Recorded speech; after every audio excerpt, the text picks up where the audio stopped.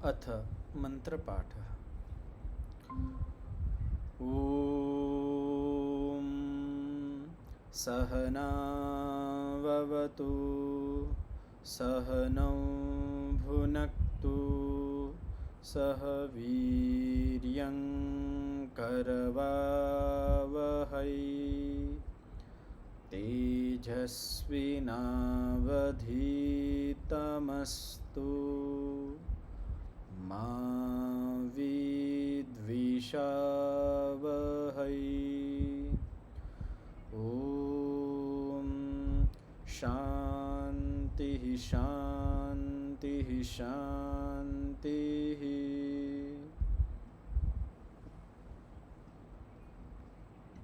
ગઈકાલના પાઠમાંથી કોઈને કંઈ પ્રશ્ન હોય, કંઈ પૂછવું હોય તો પૂછી શકો છો.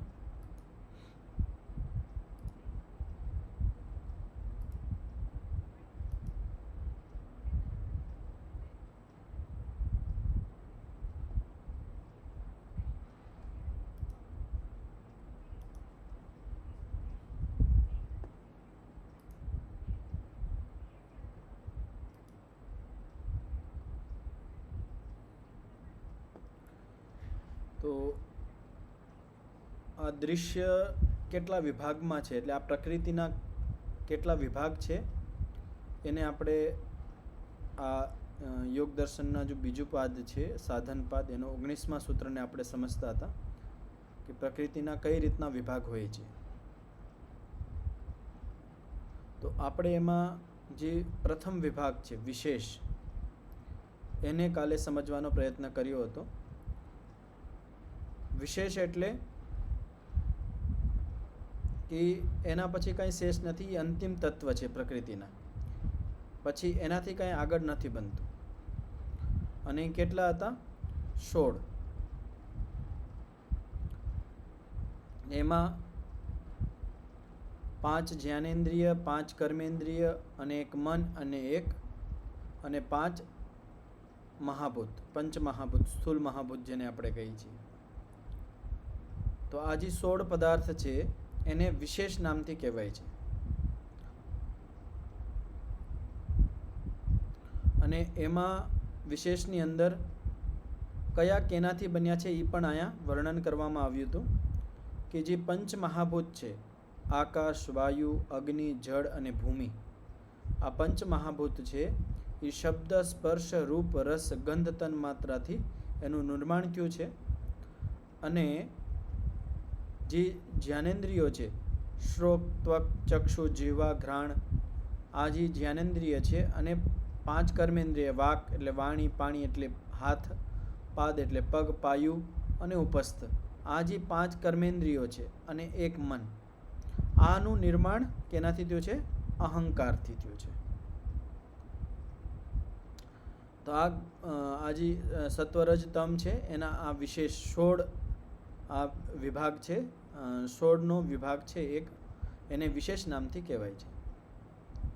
હવે આગળ વિશેષ પછી અવિશેષ. અવિશેષ કેટલા છે, કયા છે, એનું સ્વરૂપ શું છે અને એની ઉત્પત્તિ કેનાથી થઈ છે એનું વર્ણન આગળના અનુચ્છેદમાં, આગળનો જે પેરેગ્રાફ છે એની અંદર એનું વર્ણન કરવામાં આવશે. તો ષડ અવિશેષાઃ, 6 અવિશેષ છે. કયા કયા છે?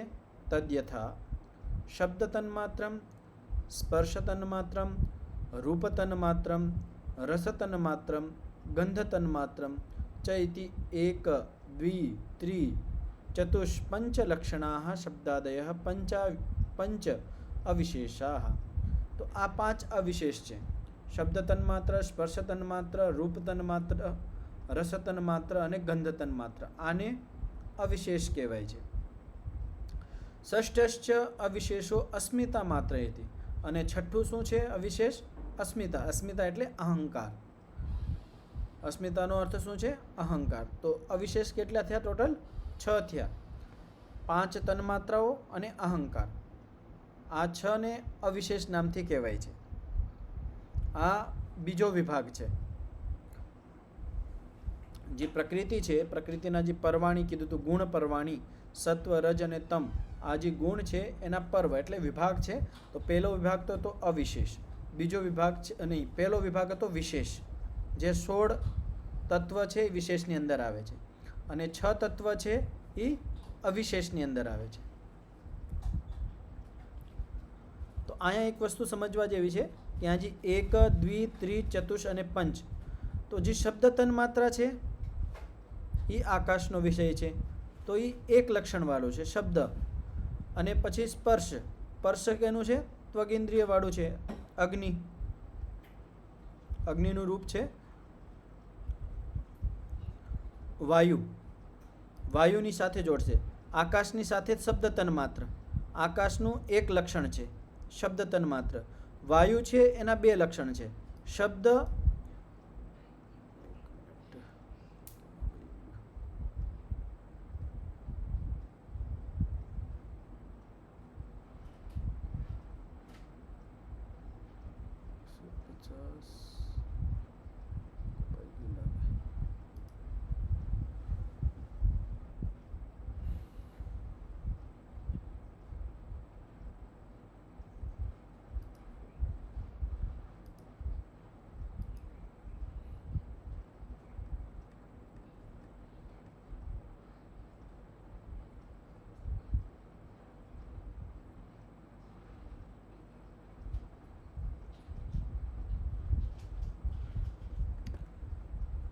તો આકાશ છે, આકાશનું તન્માત્રા શબ્દ તન્માત્રા, શબ્દ તન્માત્રાથી આકાશ બન્યું છે, તો એક લક્ષણવાળું છે. અને વાયુ છે એની સ્પર્શ તન્માત્રાથી મુખ્ય રૂપથી બન્યું છે, પણ એ દ્વિલક્ષણ છે, એની અંદર શબ્દ અને સ્પર્શ બંનેનું અસ્તિત્વ હોય છે, પણ પ્રમુખ રૂપથી સ્પર્શ તન્માત્રા હોય છે. પછી અગ્નિ, રૂપ તન્માત્રાથી અગ્નિભૂતનું નિર્માણ થયું છે, મુખ્ય રૂપથી અહીંયા રૂપ હોય, પણ એ ત્રિત્વ પણ હોય, શબ્દ, સ્પર્શ અને રૂપ ત્રણેય વસ્તુ ત્યાં વિદ્યમાન હોય છે. પછી છે ઉદક એટલે જલ, જળનું નિર્માણ રસ તન્માત્રાથી થયું છે, પણ રસ તન્માત્રા ત્યાં મુખ્ય છે, પણ એની અંદર 4 પણ હોય. તો અહીંયા ત્રિકેવચ ચતુષ છે એ છે જળ માટે. અને ભૂમિ એનું મુખ્ય તન્માત્ર છે ગંધ તન્માત્ર, ગંધ તન્માત્રાથી એનું નિર્માણ થયું છે, પણ એમાં આના 5 લક્ષણ હોય છે. તો પંચ અવિશેષા ષટ્ચ અવિશેષો અસ્મિતા માત્ર ઇતિ. તો કુળ અવિશેષ કેટલા થયા? 6, 5 તન્માત્રાઓ અને 6 અહંકાર. એતે સત્તા માત્રસ્ય આત્મનો મહતઃ ષડ અવિશેષ પરિણામાઃ. એતે આ જે 6 અવિશેષ કહેવામાં આવ્યા છે, સત્તા માત્રસ્ય આત્મનો મહતઃ, આ કોનાથી બન્યા છે? આ જે 6 પદાર્થ છે, 6 અવિશેષ છે, એનું નિર્માણ ક્યાંથી થયું છે? તો બોલે મહતત્વથી. મહતત્વથી આ 6 અવિશેષ એટલે પંચતન્માત્રાઓ અને અહંકારનું નિર્માણ થયું છે. ષડ અવિશેષ પરિણામાઃ, 6 અવિશેષ પરિણામ થયા છે. મહતત્વથી આ 6 અવિશેષ તત્વો બન્યા છે. યત્તત્ પરમ અવિશેષેભ્યો લિંગ માત્રમ મહતત્વમ તસ્મિન એતે સત્તા માત્રે. તો યત્તત્ પરમ અવિશેષેભ્યો, અવિશેષ શું છે? 5 તન્માત્રાઓ અને અહંકાર. એનાથી પરે, એનાથી આગળ, મતલબ જેનાથી નિર્માણ થયું છે એનાથી આગળ શું છે? તો બોલે લિંગ માત્રમ. લિંગ એટલે શું? તો લિંગને ખોલવામાં આવું મહતત્વ, મહતત્વનું જ નામ છે લિંગ. તો આ જે મહતત્વ છે એ અવિશેષથી પરે છે, પાછળ છે. તો મહતત્વથી અવિશેષ બન્યા છે. તસ્મિન એતે સત્તા માત્રે મહતી આત્મની અવસ્થાય વિવૃદ્ધિ કાષ્ઠમ અનુભવંતી. તો અહીંયા શું વાત કહેવામાં આવી કે જે મહતત્વ છે, મહતત્વની અંદર આ 6 અવિશેષ તત્વ છે, પંચતન્માત્રાઓ અને અહંકાર. આની મહતત્વની અંદર જ આનું નિર્માણ થાય છે, આની અંદર જ નિર્માણ થઈ અને પછી અનુભવંતી, પછી જુદા પડે છે, પછી અલગ થાય છે. મતલબ એનું એક અલગ સ્વરૂપ દેખાય.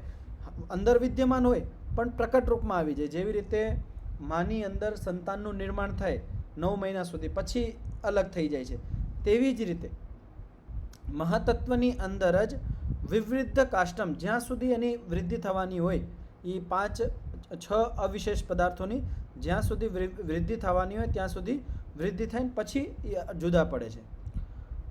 પ્રતિસંસૃજ્યમાનશ્ચ તસ્મિનેવ સત્તા માત્રે મહતી આત્મની અવસ્થાય યત્તત નિસત્તા સત્તમ નિહિસત અસત નિર અસત અવ્યક્તમ અલિંગમ પ્રધાનમ તત્પ્રતિયંતી. આ વાક્યની અંદર એક વસ્તુ સમજાવવામાં આવે છે કે ઉત્પત્તિ અને વિનાશ કઈ રીતનું થાય છે. આ જે છ અવિશેષ પદાર્થો છે તો મહતત્વની અંદરથી જ બનીને બહાર આવે છે. અને જ્યારે પ્રતિસંસૃજ, એક તો હોય સૃજ્યમાન બનવાનું, આપણે બોલે આ સૃજન અવસ્થા છે, અને પ્રતિસૃજન એટલે વિનાશ. તો પ્રતિસૃજન એટલે વિનાશ અવસ્થામાં તસ્મિન એવ સત્રા માતે મહતી, જ્યારે વિનાશનું ક્રમ ચાલુ થાય છે. ઉત્પત્તિનો ક્રમ તો સમજાવે છે, સાથ સાથ વિનાશનો ક્રમ સમજાવે છે કે જ્યારે આ સૃષ્ટિનો પ્રલય અવસ્થા હશે ત્યારે જ્યારે વિનાશ થશે તો કઈ રીતનું થશે કે જે આ અવિશેષ છે, પંચતન્માત્રાઓ અને અહંકાર, એનો વિનાશ કેની અંદર થાય? મહતત્વની અંદર વિલય થઈ જાય. મહતત્વની અંદર જઈને એનો વિલય થઈ જાય. મહતત્વ આત્મની અવસ્થા એમ યત્તત. હવે આગળ બતાવવામાં આવે છે કે જે છ તત્વ હતા, અવિશેષ તત્વ પદાર્થ છે, એ કેની અંદર જઈને મળી જાય છે? મહતત્વની અંદર. અને મહતત્વનું શું થાય છે? તો એને કહેવામાં આવે છે કે મહતત્વ અલિંગની અંદર, અલિંગમ એટલે પ્રધાનમ, મૂળ પ્રકૃતિની અંદર જઈને એનો વિનાશ થઈ જાય છે, વિલય થઈ જાય છે. તો આ પ્રક્રિયા છે. જ્યાંથી ઉત્પત્તિ થઈ એવી જ રીતે વિનાશનો ક્રમ છે. તો મહતત્વ એટલે જે મહતત્વ છે, મહતત્વનું નિર્માણ ક્યાંથી થયું છે? મૂળ પ્રકૃતિથી. સત્વ, રજ અને તમ, આ જે ત્રણ તત્વ છે મુખ્ય, એનાથી જે પહેલું તત્વ, પહેલું પદાર્થ બન્યું છે એ મહતત્વ છે. અને મહતત્વથી પછી આ છ અવિશેષ એટલે પંચ તન્માત્રાઓ અને અહંકાર. તો વિનાશનો ક્રમ પણ એ જ રહેશે. તો છ અવિશેષ, પંચ તન્માત્રાઓ અને અહંકાર એ મહતત્વની અંદર જઈને વિલય થઈ જાય, એનો નાશ થઈ જાય. અને મહતત્વનો વિનાશ કેની અંદર થાય? મૂળ પ્રકૃતિની અંદર જઈને એ વિલય થઈ જાય. હવે અહીંયા જે વસ્તુ સમજાવવામાં આ વાત ધ્યાનથી સમજજો. આ ગીતાની અંદર પણ આવે છે અને ઘણા બધા શાસ્ત્રોની અંદર પણ આવે છે કે પ્રકૃતિ કેવી છે, સત છે કે અસત છે, સત્તાવાન છે કે અસત્તાવાન છે. તો અહીંયા કહેવામાં આવ્યું છે કે પ્રકૃતિ સત પણ છે અને અસત પણ છે. તો કઈ રીતે હોઈ શકે કે સત એટલે ભાવ, અસત એટલે અભાવ? કાં તો આપણે કહીએ કે આ વસ્તુ છે, કાં તો આપણે કહીએ વસ્તુ નથી. છે કે નથી એક જ વસ્તુ હોય ને, કે આપણે આ વસ્તુ, આપણે હું કહું કે આ વસ્તુ અહીંયા છે અને નથી તો હું કંઈ નથી, અત્યારે મારી પાસે આ વસ્તુ નથી. તો એક જ વસ્તુમાં બંને વસ્તુ ન ઘટી શકે. તો અહીંયા પ્રકૃતિમાં શા માટે આવી રીતનું કહેવામાં આવે કે પ્રકૃતિ સત એટલે ભાવરૂપમાં છે પણ અભાવરૂપમાં પણ છે? કેવી રીતે? તો અવ્યક્તમ લિંગમ પ્રધાનમ, અવ્યક્તમ અલિંગમ પ્રધાનમ, કે જે પ્રકૃતિ છે એ અલિંગ છે, અવ્યક્ત છે. અવ્યક્ત એટલે શું? જ્યારે પ્રળયનો કાલ હોય, પ્રલયકાલ, ત્યારે પ્રકૃતિ કઈ અવસ્થામાં રહે છે? અવ્યક્ત અવસ્થામાં રહે છે, એટલે અસત અવસ્થામાં રહે છે. અને જ્યારે આ ઉત્પત્તિનો કાળ હોય ત્યારે કઈ અવસ્થામાં રહે છે? સત અવસ્થામાં રહે છે, વ્યક્ત અવસ્થામાં રહે છે. તો વ્યક્ત પણ થાય છે અને અવ્યક્ત પણ થાય છે. કાર્ય રૂપમાં, કાર્ય જગતના રૂપમાં વ્યક્ત છે અને કારણ જગતના રૂપમાં અવ્યક્ત છે. એટલે આપણે એમ કહી શકીએ કે કાર્ય જગત જે આપણને દેખાય છે, કાર્ય જગતના રૂપમાં સત છે, વ્યક્ત છે, આપણને દેખાય છે પ્રકૃતિના બધા પદાર્થો બનેલા. અને જે મૂળ પ્રકૃતિ છે, કારણ જગત છે, એ અવ્યક્ત છે, એ નથી દેખાતા. પ્રલય અવસ્થામાં પણ અવ્યક્ત અવસ્થામાં રહે છે. એશ તેષામ લિંગ માત્ર પરિણામો નિસત્તા સત્તમ ચ અલિંગ પરિણામ ઇતિ. તો એશ તેષામ લિંગ માત્ર, લિંગ માત્ર કોનું નામ હતું? લિંગ એટલે મહતત્વ. તો એશ તેષામ, આ બધા છ જે અવિશેષ છે, પંચતન્માત્રાઓ અહંકાર, લિંગ માત્ર પરિણામ, લિંગ માત્રનું પરિણામ છે. લિંગથી આ ઉત્પન્ન થયા છે. લિંગ એટલે મહતત્વ. નિસત્તા સત્તમ ચ અલિંગમ પરિણામ, અને જે આ લિંગ છે એ કોનું પરિણામ છે? આ લિંગ કોનાથી બન્યું છે? લિંગ એટલે મહતત્વનું નિર્માણ કોનાથી થયું છે? તો બોલે અલિંગ પરિણામ, એ અલિંગથી બન્યું છે. અલિંગ એટલે શું? મૂળ પ્રકૃતિ, સત્વ, રજ અને તમ. તો અવિશેષ છે એ કોના પરિણામ છે? લિંગના. અને લિંગ કોનું પરિણામ છે? તો બોલે અલિંગનું. એટલે આપણે ભાષામાં આપણે એને કહી તો અવિશેષ એટલે પંચતન માત્રાઓ અહંકાર આ મહતત્વનું પરિણામ છે અને મહતત્વ એ મૂળ પ્રકૃતિનું પરિણામ છે એટલે મૂળ પ્રકૃતિથી બનેલું છે. તો આ ક્રમ બધાને સ્પષ્ટ થયો?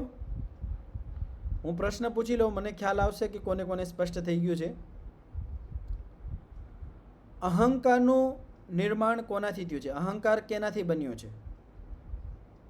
જેને ખબર હોય હાથ ઊંચો કરજો. અહંકાર, પહેલો પ્રશ્ન તો અહંકાર એટલે શું? અહંકાર કોને કહેવાય? અહંકાર એટલે વિશેષ, અવિશેષ, લિંગ અને અલિંગ 4 શબ્દ આવ્યા છે. વિશેષ, અવિશેષ, લિંગ અને અલિંગ 4 વિભાગ છે પ્રકૃતિના. તો એમાંથી અહંકાર કેની અંદર આવે છે? હા, ચંદનભાઈ.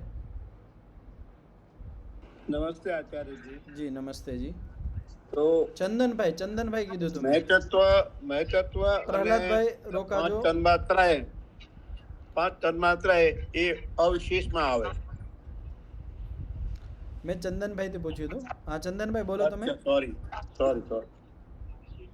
અને મહાત્માથી કેની અંદર આવે છે? થોડુંક ઊંચેથી બોલજો કે અહંકાર છે એને શું કહેવાય?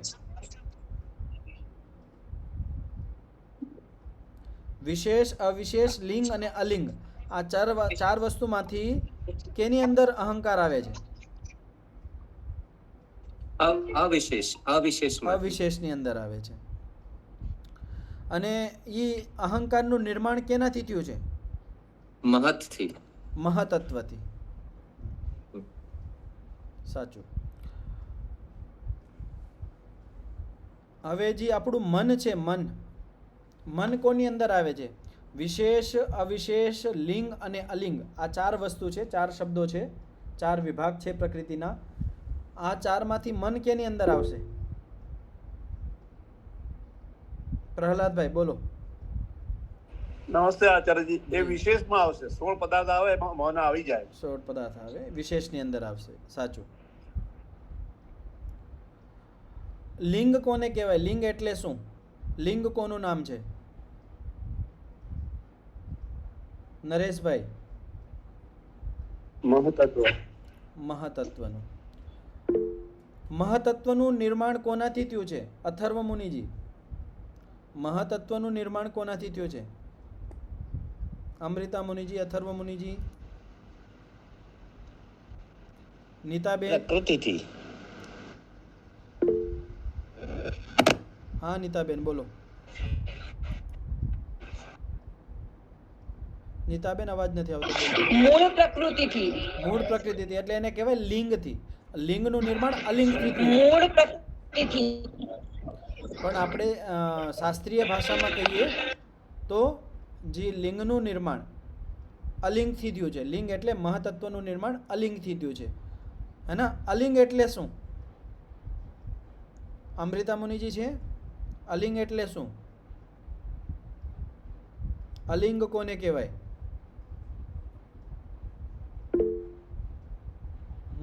અથર્વ મુનિજી બોલો.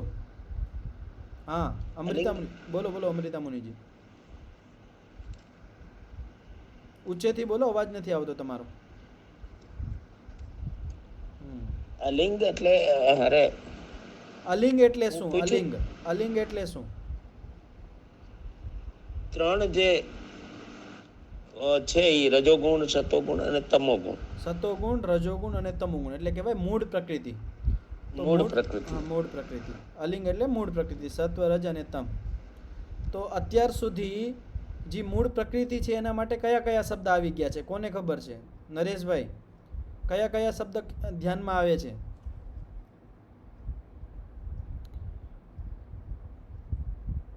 ચંદનભાઈ, પ્રહલાદભાઈ, મૂળ પ્રકૃતિને માટે કયા કયા શબ્દો અત્યારે પ્રયોગમાં આવ્યા છે? હા ચંદનભાઈ. અલિંગ આવે એક તો. અલિંગ. બીજું? અને બીજો તો ખબર નહીં. એક શબ્દ પાછળ આવ્યો તો પ્રધાન, હે ને? અને એક મૂળ પ્રકૃતિ તો આવે છે. તો કારણ જગત, મૂળ પ્રકૃતિ, સત્વ, રજતમ, પ્રધાન અને અલિંગ આટલા નામ છે. તો હવે યાદ રાખવાનું, જે આ શબ્દ આવે એટલે મૂળ પ્રકૃતિ.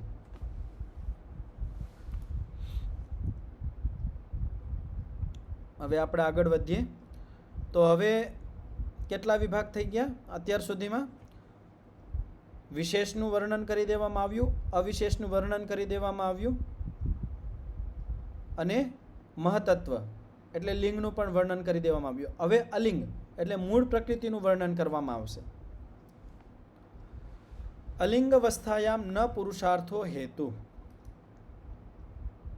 હવે કહે છે કે અલિંગ અવસ્થાયામ એટલે જે મૂળ પ્રકૃતિ છે એની અવસ્થાનું અસ્તિત્વ માટે ન પુરુષાર્થો હેતુ, પુરુષનું જે પ્રયોજન છે ભોગ અને અપવર્ગ એ એમાં કારણ નથી બનતું. આપણે પહેલાં વાંચ્યું હતું ને કે આ જે જગત દેખાય છે, આ સંસાર છે, આ કોના માટે છે? આનું કારણ શું છે? તો પુરુષાર્થ માટે છે. પુરુષાર્થ એટલે પુરુષના પ્રયોજન માટે. પુરુષના પ્રયોજન માટે એટલે જીવાત્માનું જે પ્રયોજન છે. શું પ્રયોજન છે? ભોગ અને અપવર્ગને સિદ્ધ કરવું. તો ભોગ અને અપવર્ગની સિદ્ધિ માટે આ આખો જગત ઈશ્વરે બનાવ્યો છે.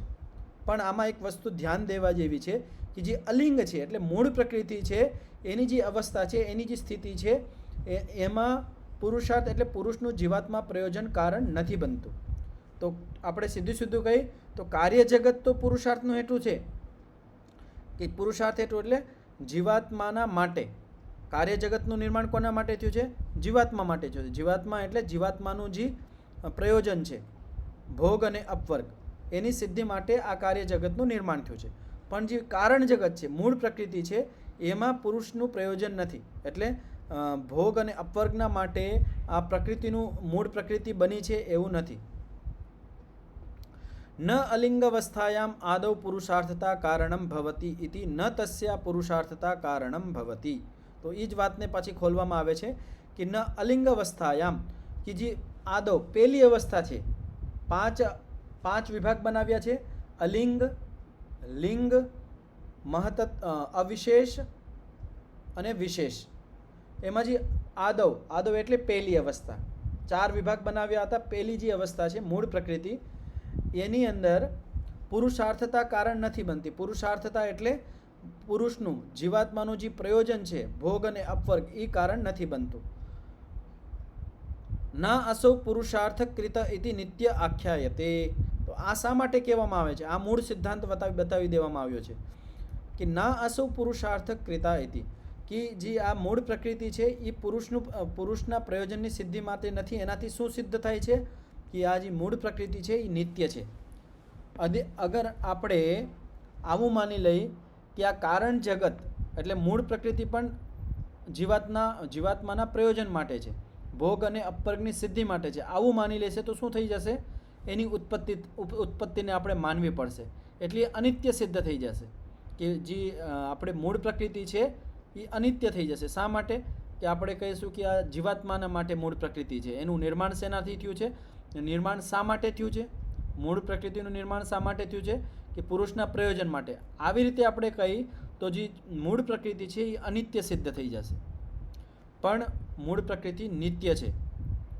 સત્વ, રજ અને તમ આ 4 વિભાગ જે બતાવવામાં આવ્યા તેમાં જે અલિંગ અવસ્થા છે એ જીવાત્માના પ્રયોજનના હિસાબે નથી, એ નિત્ય છે, એનું નિર્માણ નથી થયું. ત્રયાણામ તુ અવસ્થા વિશેષાણામ આદૌ પુરુષાર્થતા કારણમ ભવતી. તો 4 અવસ્થા બતાવી હતી: અલિંગ, લિંગ, અવિશેષ અને વિશેષ. એમાં એક તો હટાવી દીધું, અલિંગ અવસ્થા. અલિંગ અવસ્થા પુરુષના પ્રયોજન માટે નથી, જીવાત્માના પ્રયોજનની સિદ્ધિ માટે નથી. પણ 3 અવસ્થા, ત્રયાણામ અવસ્થા વિશેષાણામ આદૌ પુરુષાર્થતા કારણમ. હાવ ચોખ્ખું કહી દીધું છે કે જે બીજી 3 અવસ્થા છે એમાં પુરુષનું પ્રયોજન છે, પુરુષ કારણ બને છે. પુરુષનું જે પ્રયોજન એટલે જીવાત્માનું જે ભોગ અને અપવર્ગ એના હિસાબે, એ પ્રયોજનના સિદ્ધિના હિસાબે આ 3નું ઈશ્વરે નિર્માણ કર્યું છે. આપણે જે કહી કે મહતત્વ, અવિશેષ અને વિશેષ આ કોના માટે બન્યા છે? પ્રકૃતિ માટે તો નથી. પ્રકૃતિ તો જડ છે. પ્રકૃતિ માટે તો આનું નિર્માણ થયું નથી. ઈશ્વર પરિપૂર્ણ છે, ઈશ્વર માટે પણ નિર્માણની આવશ્યકતા નથી. તો કોના માટે આનું નિર્માણ થયું છે? કોણ વધ્યું? તો પરિશેષ ન્યાયથી જીવાત્મા જ વધશે. તો જીવાત્મા માટે મહતત્વ, અવિશેષ જે 6 પદાર્થો છે એ અને વિશેષ જે 16 પદાર્થો છે એનું નિર્માણ જીવાત્માના પ્રયોજનની સિદ્ધિ માટે, ભોગ અને અપવર્ગની સિદ્ધિ માટે કરવામાં આવ્યું છે. આ બધાને સ્પષ્ટ થઈ ગયું છે? તો પ્રશ્ન કરી લઉં છું કે પુરુષના પ્રયોજન માટે આ 4 અવસ્થામાંથી કઈ અવસ્થાનું નિર્માણ નથી થયું? પુરુષના પ્રયોજન એટલે જીવાત્માના જે ભોગ અને અપવર્ગની સિદ્ધિ માટે આ 4 અવસ્થામાંથી કઈ અવસ્થાનું નિર્માણ નથી થયું? જી નીતાબેન. અલિંગ અવસ્થા. અલિંગ અવસ્થા. તો અલિંગ અવસ્થા છે એમાં પુરુષ પ્રયોજન નથી, જીવાત્માનું પ્રયોજન હેતુ કારણ નથી. સચ અર્થ હેતુર નિમિત્તમ કારણમ ભવતી ઇતિ અનિત્ય આખ્યાયતે. તો સચ અર્થ હેતુ નિમિત્તમ, જો પુરુષનો જે અર્થ પ્રયોજન એટલે ભોગ અને અપવર્ગ કારણ છે, નિમિત્ત છે, કેની 3 અવસ્થાની, વિશેષ, અવિશેષ અને લિંગ. આ જે 3 અવસ્થા છે એ કેવી છે? અનિત્ય આખ્યાયતે. તો આનાથી શું સિદ્ધ થાય છે કે 3 અવસ્થા છે એ અનિત્ય છે અને જે 4થી અવસ્થા છે પ્રકૃતિની એ નિત્ય છે. એટલે અલિંગ અવસ્થા છે એ તો નિત્ય છે અને લિંગ અવસ્થા, અવિશેષ અવસ્થા અને વિશેષ અવસ્થા આ અનિત્ય છે, આનો વિનાશ થઈ જાય છે. પ્રલય અવસ્થામાં આ ત્રણેય અવસ્થાનો વિનાશ થઈ જાય છે. ગુણાસ્તુ સર્વધર્મ અનુપાતિનો ન પ્રત્યસ્તમયંતે ન ઉપજાયંતે. હવે એક વસ્તુ સમજાવવામાં આવે છે કે ગુણા, સત્વગુણ, રજોગુણ અને તમોગુણ સર્વધર્મ અનુપાતિન. સર્વધર્મ એટલે 4 અવસ્થા હતી, અલિંગ, લિંગ, અવિશેષ અને વિશેષ. તો આ ચારેયની અંદર ગુણ વિદ્યમાન છે, સત્વ, રજ અને તમ. મૂળ પ્રકૃતિની અંદર તો છે એ તો આપણને સમજાય જ છે બધાને. પણ મહતત્વ એટલે લિંગ અવસ્થા, અવિશેષ અને વિશેષ, આ ત્રણેય અવસ્થાની અંદર, આ ત્રણેય ધર્મોની અંદર પણ ગુણ વિદ્યમાન રહે છે. જેવી રીતે કે હું કહું લોટ છે, લોટ આપણે રોટલી બનાવીએ તો રોટલીની અંદર લોટ વિદ્યમાન છે કે નહીં? તો છે. આપણે રોટલીનું પછી ચૂરમું બનાવી દઈએ તો ચૂરમાની અંદર લોટ વિદ્યમાન છે કે નથી? તો છે. તો તેવી જ રીતે આ જે 3 વસ્તુ બની છે, લિંગ એટલે મહતત્વ, અવિશેષ અને વિશેષ, આની અંદર ગુણ વિદ્યમાન છે. ન પ્રત્યસ્તમયંતે ન ઉપજાયંતે. તો આપણે એવી રીતનું ન કહી શકીએ કે આ ગુણ ઉત્પન્ન થયા અને અસ્ત એટલે વિનાશ થઈ ગયો. આપણને દેખાય એવું, ભ્રમ એવો જ થાય છે કે જ્યારે મહતત્વ બન્યું એટલે આપણને શું થયું? સત્વગુણ, રજોગુણ અને તમોગુણનું નિર્માણ થયું છે. નિર્માણ નથી થયું, એ જે હતા એનું પરિમાણ થઈ ગયું, એટલે બદલાવ આવી ગયો છે. પ્રત્યસ્તમયંતે ન ઉપજાયંતે. પ્રત્યસ એટલે વિનાશ, ઉપજાયંતે એટલે ઉત્પત્તિ. નથી આ ગુણોનો, સત્વ, રજ અને તમ, આ જે 3 ગુણ છે, નથી આની ઉત્પત્તિ થતી, નથી આનો વિનાશ થતો. આ નિત્ય છે. વ્યક્તિભીર એવ અતીત અનાગત વ્યય આગમવતી ભીર ગુણ અન્વયિની ભી ઉપજન ઉપાય ધર્મકા ઇવ પ્રતિ અવભાસંતે. તો શું કહેવામાં આવ્યું છે કે જે આ ગુણ છે ને, વ્યક્તિભીર એવ, વ્યક્તિ એટલે શું? એક તો આપણે વ્યક્તિ એટલે માણસ લઈ છે, વ્યક્તિ એટલે વસ્તુ પણ. જાતિ અને વ્યક્તિ 2 વસ્તુ. વ્યક્તિ એટલે દરેક વસ્તુ માટે શબ્દ વપરાય છે. અતીત અનાગત.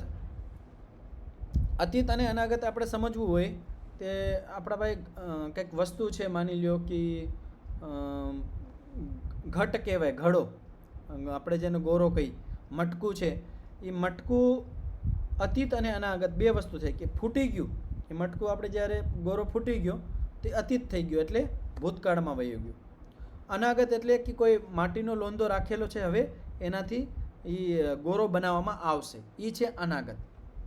તો આપણને જ્યારે આપણે જોઈએ તો આપણને શું લાગે કે આ જે મટકું બનેલું હતું, ગોરો બનેલો હતો, હવે વિનાશ થઈ ગયો, તો સત્વ, રજ અને તમ એનો પણ વિનાશ થઈ ગયો એવી પ્રતીતિ થાય. પણ વાસ્તવમાં એ માટીથી બન્યું હતું, માટીમાં જ વહી જવાનું છે.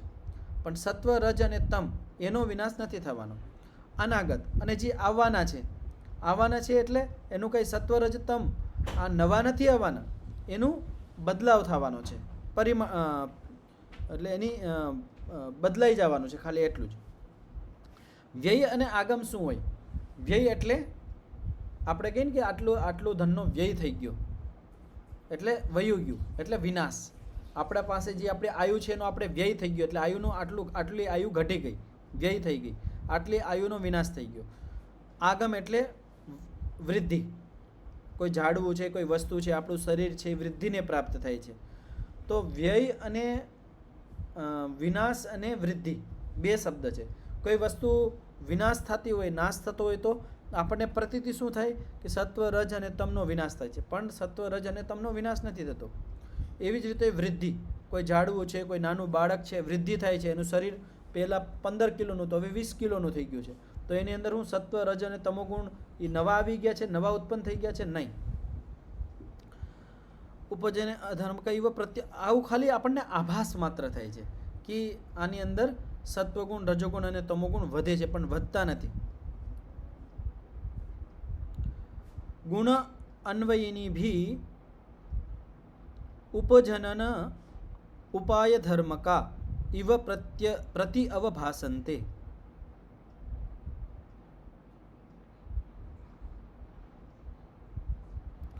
યથા દેવદત્તો દરિદ્રાતી. હવે એક ઉદાહરણથી વસ્તુ સમજાવવામાં આવે છે.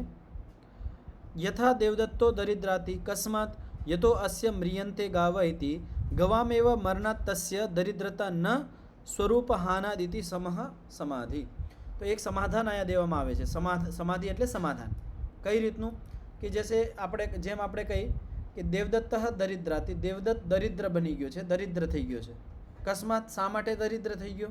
યતો અસ્ય મ્રિયન્તે ગાવા, એના પાસે ઘણી બધી ગાયો હતી અને ગાયો બીમાર થઈ ગઈ અને ઘણી બધી ગાયો મરી ગઈ છે. ગાયોના હિસાબે અમીર હતો, ધનવાન હતો. હવે ઘણી બધી ગાય એની મરી ગઈ છે ગમે એ રોગના હિસાબે, તો હવે એ દેવદત્ત શું છે? દરિદ્ર થઈ ગયો છે. તો ગવામ એવ મરણાત તસ્ય દરિદ્રતા, ગાયોના મરી જવાથી એની દરિદ્રતા આપણે કહીએ છીએ. ન સ્વરૂપ હાનાદ, એનું જે સ્વરૂપ છે, જે દેવદત્તનું જે શરીર છે એમાં કંઈ અભાવ નથી થયો, એમાં કંઈ ઓછું નથી થયું. તો એનું દરિદ્રતા આપણે કેનાથી જોઈએ છીએ કે જે એનું ધન સંપત્તિ છે, ગમે એ વસ્તુ છે, એનો અભાવ થઈ ગયો તો આપણે એમને કહીએ કે આ દરિદ્ર બની ગયો છે. પણ એનું જે સ્વરૂપ છે, દરિદ્ર જે દેવદત્ત છે કે ગમે એ માણસ છે, એનું જે સ્વરૂપ છે એ તો એવું ને એવું છે. તેવી જ રીતે આ સંસારની અંદર જે પદાર્થ છે એ સત્વ રજ અને તમો ગુણ એ તો એવા ને એવા રહેવાના છે, એ કોઈ દી એનો વિનાશ નથી થવાનો. એનું સ્વરૂપ સત્વ રજ અને તમો ગુણ, એનું સ્વરૂપ એવું ને એવું રહેવાનું છે. ખાલી પદાર્થો ઘટતા વધતા હોય, કોઈ પદાર્થનો વિનાશ થાય, કોઈ પદાર્થનો નવું બનતું હોય, કોઈ પદાર્થ આગળ બનશે, કોઈ પદાર્થ વૃદ્ધિને પ્રાપ્ત થશે. એ પદાર્થોમાં ખાલી આપણને દેખાય છે, પણ એના સત્વ રજ અને તમ આ જે મૂળ સ્વરૂપ છે એનું એમનામ જ રહેવાનું છે. તો આ મૂળ પ્રકૃતિનું આ પેરેગ્રાફની અંદર વર્ણન કરવામાં આવ્યું છે. તો આ બધાને સ્પષ્ટ થયું છે? આમાં કોઈને કંઈ પ્રશ્ન હોય, કંઈ વસ્તુ ન સમજાણી હોય તો પૂછી શકો છો. લિંગમાત્રમ અલિંગસ્ય પ્રત્યાસન્નમ તત્ર તત્સંશ્લિષ્ટમ વિવિચ્યતે ક્રમ અનતિવૃત્તે, ક્રમાનતિવૃત્તે. તો શું કહેવામાં આવે છે કે લિંગમાત્રસ્ય અલિંગસ્ય, લિંગ માત્ર એટલે મહતત્વ, અલિંગસ્ય એટલે મૂળ પ્રકૃતિ, પ્રત્યાસન્નમ તત્ર. તો એક વસ્તુ સમજાવવામાં આવે છે કે મહતત્વ ક્યાંથી બની છે? તો બોલે અલિંગથી. પ્રત્યાસન્નમ તત્સંશ્લિષ્ટમ, તો મૂળ પ્રકૃતિ છે સત્વ રજ અને તમ, આની અંદર જ મહતત્વનું નિર્માણ થાય છે. સંશ્લિષ્ટ એની સાથે જોડાઈ રહે છે અને વિવિચ્યતે, જ્યારે નિર્માણ થઈ જાય છે પછી અલગ થઈ જાય છે. ક્રમ અનતિવૃત્તિ, આ એનો ક્રમ છે. તો પહેલો ક્રમ શું બતાવવામાં આવ્યો કે મૂળ પ્રકૃતિથી સત્વ રજ અને તમ આની અંદર જ મહતત્વનું નિર્માણ થાય છે, સંશ્લિષ્ટ છે, આની સાથે જોડાઈને એનું નિર્માણ થાય છે અને વિવિચ્યતે પછી જુદું પડી જાય છે. આ પહેલો ક્રમ છે. તથા ષડ અવિશેષા લિંગ માત્રે સંશ્લિષ્ટા વિવચ્યંતે. આવી જ રીતે ષડ અવિશેષા, અવિશેષ એટલે પંચતન્માત્રાઓ અને અહંકાર, લિંગ માત્રે સંશ્લિષ્ટા, લિંગ એટલે મહતત્વની અંદર સંશ્લિષ્ટ રહે છે, એની અંદર એનું નિર્માણ થાય છે અને નિર્માણ થઈને વિવિચ્યંતે જુદા પડી જાય છે. પરિણામ ક્રમ નિયમાત, આ પરિણામ ક્રમનો નિયમ છે. તથા તેષુ અવિશેષુ ભૂતેન્દ્રિયાણી સંશ્લિષ્ટાની વિવિચ્યંતે, આવી જ રીતે અવિશેષોની અંદર, જે અવિશેષ એટલે પંચતન્માત્રાઓ અને અહંકાર, આની અંદર ભૂત અને ઇન્દ્રિયો, પંચ મહાભૂત અને ઇન્દ્રિયો સંશ્લિષ્ટાની એની અંદર જોડાઈને એનું નિર્માણ થાય છે અને નિર્માણ થયા પછી વિવિચ્યંતે જુદા પડી જાય છે. તથા ચ ઉક્તમ પુરસ્તાત, અને આવી જ રીતે ઉપર વર્ણન કરવામાં આવ્યું છે.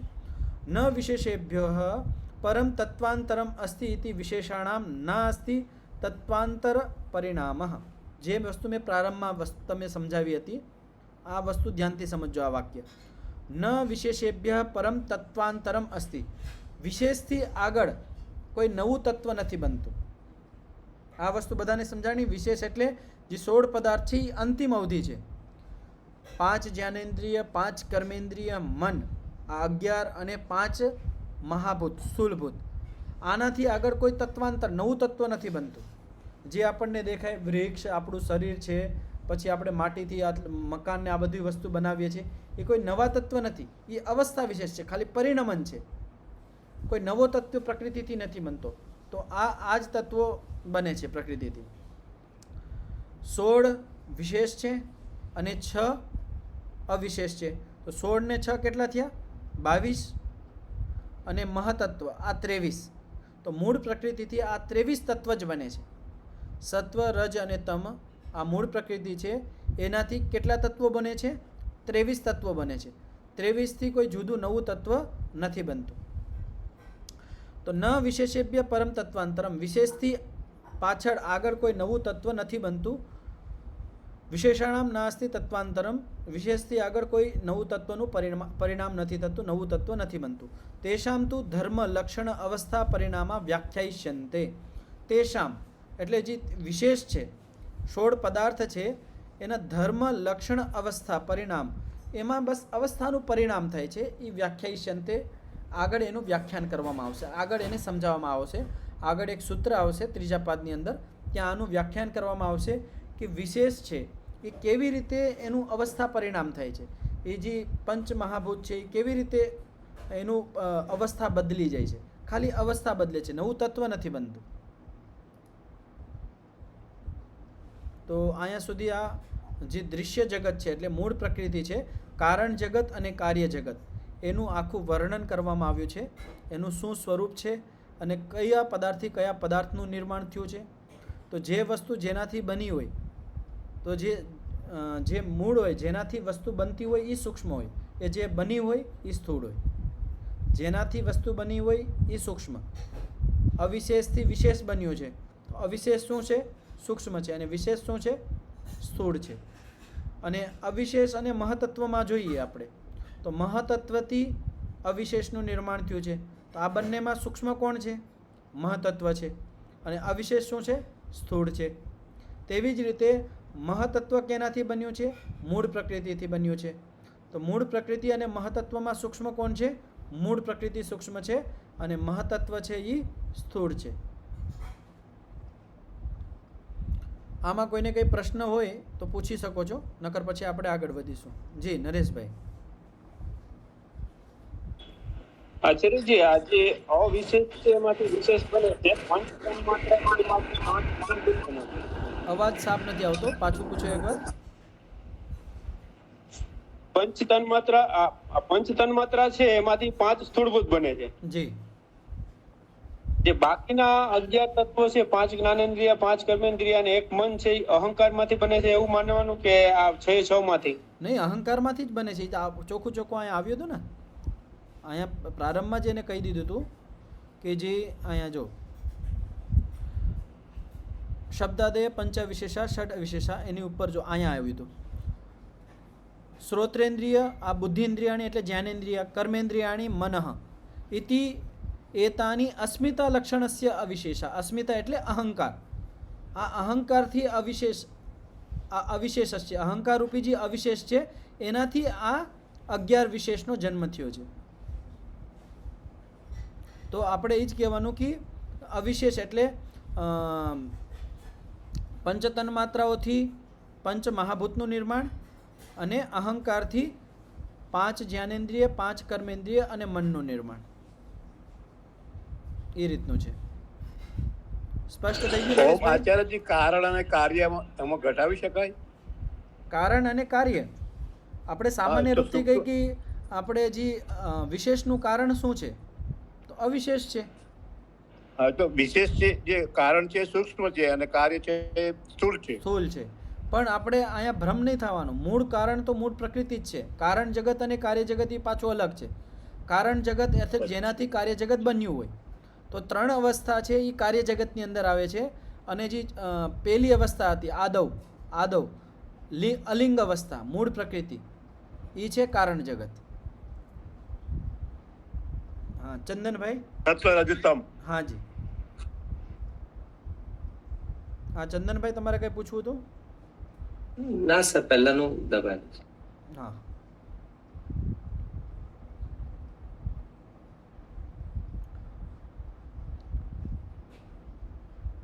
હવે એક પ્રશ્ન પૂછું છું કે આપણો વિષય શું ચાલે છે, ખબર છે? ધ્યાન છે પહેલા? કોઈને ખ્યાલ હોય આપણો વિષય શું ચાલુ હતો? આ વચ્ચે પ્રકૃતિનું વર્ણન ક્યાંથી આવી ગયું? હા નરેશભાઈ. વિશેષ અને અવિશેષ એવા પર્વ છે, એના અનુસંધાનમાં આપણે ભણ્યા. હા નરેશભાઈ. જે યોગીઓ નથી, યોગીઓથી જે અલગ ટૂંકમાં જે અવસ્થા ધરાવે છે એ લોકો માટે જે સાધનો છે એનો અભ્યાસ ચાલે. હા ચંદનભાઈ, તમને ખ્યાલ છે? પ્રકૃતિ વિશે આપણે કહી રહ્યા છીએ. નહીં, પ્રકૃતિનો વિષય તો છે, પણ ક્યાંથી આ વચ્ચે આવી ગયું? તો આપણે મૂળ વિષય શું હતો ખ્યાલ છે આપને? હેય હેતુ, હાન અને હાન ઉપાય, દુઃખ અને દુઃખનું કારણ, મોક્ષ અને મોક્ષનું કારણ. તો એની અંદર આપણે દુઃખ તો સમજી લીધું હતું કે સંસારનું જે બંધન છે, સંસાર છે એ દુઃખ છે. અને એ સંસારમાં આપણે બંધાય છે એનું કારણ શું છે? હેય હેતુ શું છે? તો દ્રષ્ટા દૃશ્યનો જે સંયોગ છે, એટલે જીવાત્મા અને પ્રકૃતિનો જે સંયોગ છે એ દુઃખનું બંધનનું કારણ છે. તો એમાં દ્રષ્ટા અને દૃશ્ય 2 શબ્દો આવ્યા હતા. તો દૃશ્યનું વર્ણન કરી દેવામાં આવ્યું કે દૃશ્ય એટલે શું, એનું આખું વર્ણન કરી દેવામાં આવ્યું. હવે આગળના સૂત્રની અંદર દ્રષ્ટાનું વર્ણન કરવામાં આવશે કે દ્રષ્ટા એટલે શું. તો વિશ્વા સૂત્રની ભૂમિકા છે, અવતરણિકા છે. વ્યાખ્યાતમ દૃશ્યમ, કે દૃશ્યનું તો વ્યાખ્યાન કરી દીધું છે. દૃશ્ય એટલે કારણ જગત અને કાર્ય જગત. પ્રકૃતિનું તો વર્ણન કરી દેવામાં આવ્યું છે. અથ દ્રષ્ટુ સ્વરૂપમ અવધારણાર્થમ ઇદમ આરભ્યતે. હવે દ્રષ્ટાનું સ્વરૂપનું નિશ્ચય માટે આગળના સૂત્રનું આરંભ કરવામાં આવે છે. અહીંયા આ ભી દેખાય છે ને, આ પ્રિન્ટિંગ દોષ છે, મી છે. અવધારણાર્થમ ઇદમ આરભ્યતે, કે દ્રષ્ટાનું સ્વરૂપ એટલે જીવાત્માનું સ્વરૂપનું નિશ્ચય કરવા માટે આગળના સૂત્રનો આરંભ કરવામાં આવે છે. સૂત્ર છે દ્રષ્ટા દૃશી માત્ર શુદ્ધો અપી પ્રત્યયાનુપશ્ય. તો સૂત્રનું ઉચ્ચારણ કરજો. હું એક એક શબ્દ બોલીશ, ધ્યાનથી સાંભળજો અને પછી ઉચ્ચારણ કરજો. દ્રષ્ટા દૃશી માત્ર દ્ર નથી બોલવાનું, દ્ર નથી બોલતો, દૃશી માત્ર શુદ્ધો અપી પ્રત્યય અનુપશ્ય. તો શું કહેવામાં આવે છે કે દ્રષ્ટા એટલે શું? તો દ્રષ્ટા એટલે દૃશી માત્ર. દૃશી માત્ર છે. દૃશી એટલે જોવા વાળો છે, ધ્યાન કરવા વાળો છે માત્ર. દ્રષ્ટાનું બીજું કોઈ લક્ષણ નથી, એક જ લક્ષણ છે. દ્રષ્ટા એટલે શું? જીવાત્મા એટલે શું? દૃશી માત્ર, ખાલી જોવે છે. કોને જોવે છે? બુદ્ધિને જોવે છે. જીવાત્માનું બીજું કોઈ કામ નથી. જીવાત્માનું ખાલી એક જ કામ છે કે સતત બુદ્ધિને જ જોવે છે. તો દૃશી માત્ર, ખાલી જ્ઞાન શક્તિ છે, જાણે છે ખાલી. શુદ્ધો અપી, અને એ કેવો છે? શુદ્ધ છે. પ્રત્યય અનુપશ્ય, શુદ્ધો અપી, શુદ્ધ છે છતાં પણ પ્રત્યય અનુપશ્ય, જે બુદ્ધિની અંદર જેવું જ્ઞાન થાય છે એ અનુપશ્ય એને જોવે છે. બુદ્ધિની અંદર જે પ્રત્યય એટલે જ્ઞાન. જ્ઞાન ક્યાં થાય છે? બુદ્ધિની અંદર. અનુપશ્ય, જ્યાં ખોટું જ્ઞાન પણ થતું હોય ને સાચું પણ જ્ઞાન થતું હોય, અનુપશ્ય એને જોવે છે. તો દ્રષ્ટા એટલે શું? દૃશી માત્ર. કે ખાલી ધ્યાન શક્તિ માત્ર છે, જોવે માત્ર છે, અને એ શુદ્ધ છે. અને શુદ્ધ હોવા છતાં એ દુઃખ શા માટે એને દુઃખ શા માટે મળે છે? ભાઈ જે વસ્તુ શુદ્ધ એને તો દુઃખ ન મળવું જોઈએ. તો એનો અહીંયા કહેવામાં આવે છે શુદ્ધો અપી, શુદ્ધ હોવા છતાં પ્રત્યે અનુપશ્ય, કે જે ચિત્ત છે, પ્રહલાદભાઈ માઇક બંધ કરી લેજો, કે જે પ્રત્યે જે ચિત્તની અંદર જે ધ્યાન છે એને જોવે છે, અનુપશ્ય એને જોઈએ રાખે છે, એના હિસાબે આપણને સુખ દુઃખ થાય છે. તો કાલે આપણે આ સૂત્રનું ભાષ્ય જોશું. અત્યારે સમય થઈ ગયો છે.